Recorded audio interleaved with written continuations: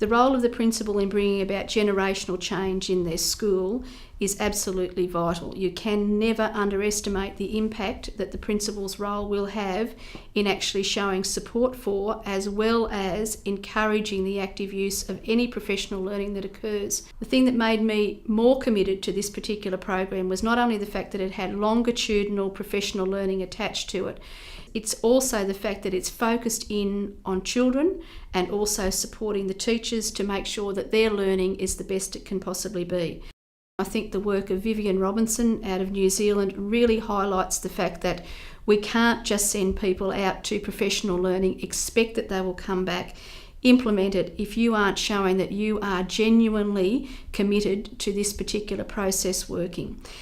In terms of the principal's commitment and the support for the program too, it's important that we remember that the work of Hattie talks about feedback as having an incredibly strong effect on future learning. Now that works for all learners, not just for the children in our classroom, but also for the teachers who are really taking a risk with their own professional learning and trying to improve what they're doing in classrooms.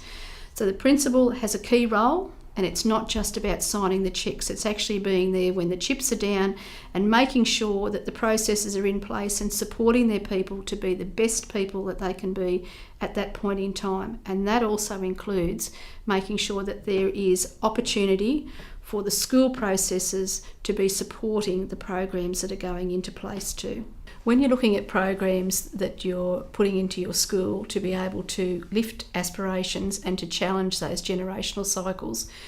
there are times when you do need to put in affirmative actions, and those affirmative actions are around making sure that your selection of students for particular programs are such that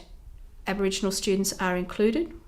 that there is a gender balance as best as possible, and that there is also a mix of students who come from a diversity of backgrounds, so that you're creating an environment where the students are learning not just what's happening within the classroom, but they're learning from each other, and you're building a different level of tolerance and understanding within that group that will then spread across your school and into your community. So we should never ever underestimate the power of affirmative action and the way that we can actually shape the relationships within our schools by doing just that.